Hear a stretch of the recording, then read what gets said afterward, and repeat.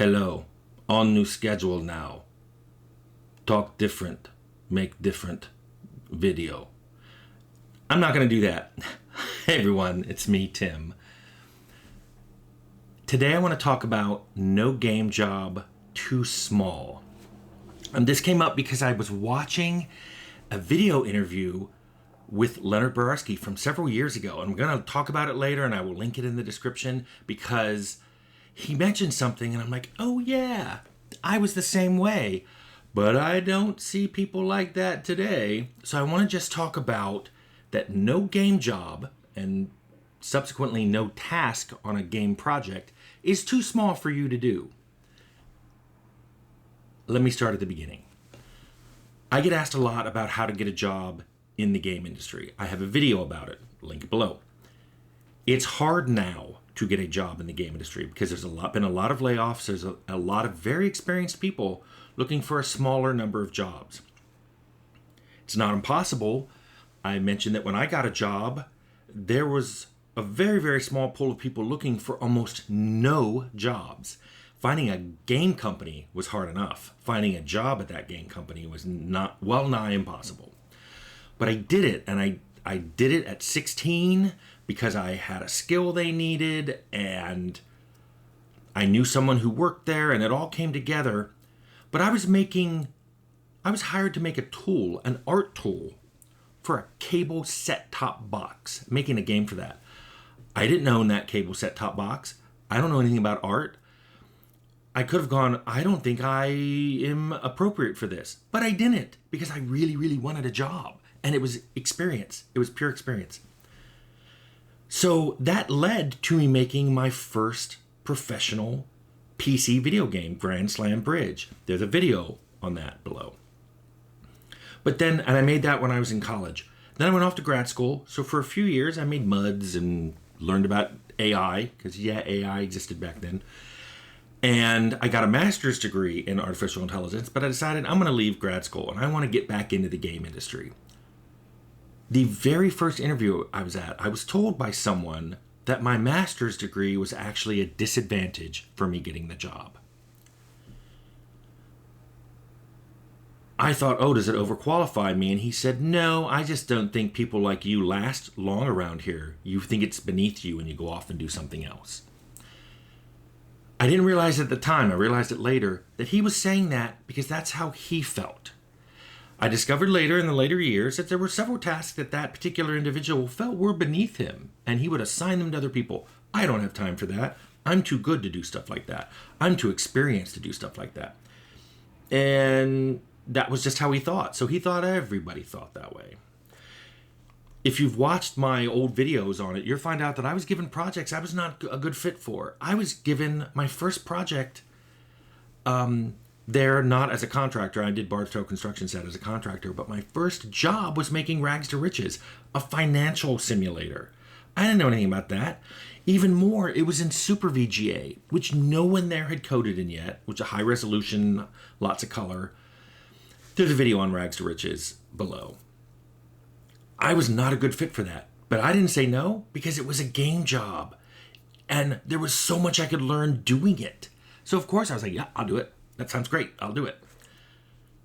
When that shipped, and I had helped out with Stonekeep and Star Trek 25th Anniversary, I was asked to make installers because Interplay was starting to produce lots of games, maybe, I know multiple a month. I know tens of multiples a year, and they were putting out a lot of games, and I was asked to make installers.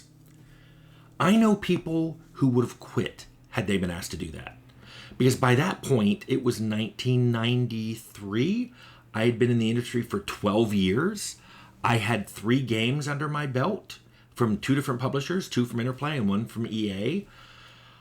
I knew people who would have said, that's beneath me. How do I know that? At least one other programmer at Interplay told me I should quit. They said, you shouldn't be doing stuff like that. Go to some company that values you. But guess what?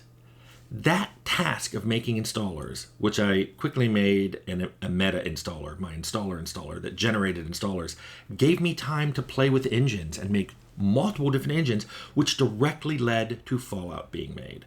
I learned a ton, made a ton, and Fallout got made. There's a whole video on Fallout's complete timeline. It'll answer any questions that you may have about that. But what was interesting, and to bring this full circle, so this interview that Leonard did, which is really long, it's well over an hour, he did it like 5 or 6 years ago, and I had never seen it. It was about the time I think I moved to Seattle and I was busy. I was listening to it and going, wow, these are really good stories Leonard's telling. And I realized I'm not the only one who had that mentality of just, if you get a job or a task assigned to you, if you already have a job, never say that's beneath me. Do it. Do it. You're getting paid to learn something. Leonard had a story in there where he had 2 art degrees. Because I think he had I think it's a BFA and then a BMA. Watch the video. You'll see what he's talking about. Well, when he got hired, his first game job was to cut characters out of backgrounds. Basically, video had been shot of people in costume and they were against a green screen, and Leonard was being hired to cut them out. He talks about it in the interview. I always I don't want to tell people stories, so I'm not going to tell Leonard's story here, but one thing I loved what he said was, he said, I knew people who would have said, don't take that job, it's beneath you. You have 2 art degrees, damn it. And he said, no, I want to be in the game industry and I'll do anything to get in. And because he did that, and because I did the things I did, we went on to do some great projects. And that reminded me, if I wanted to warn you about the opposite. I told this story before, I couldn't find the video I did it on, but I will tell you briefly again. About 8 years ago, I was interviewing someone who came in for a position. He was a recent college graduate. He had 0 professional game experience. The only games he had made had been projects in college, and he was just graduating. So this would have been his first job. One of the questions I asked was, you're applying for this, but what job do you want? And he goes, oh, I expect to be tech director. And I was like, oh, you mean eventually? And he goes, no, now. I was tech director on all those games I made in college, and I expect to be a tech director here. And I think my jaw must have dropped, because I just stopped and kind of looked at him like, you have no professional experience. He goes, oh, I do. Look at all those games.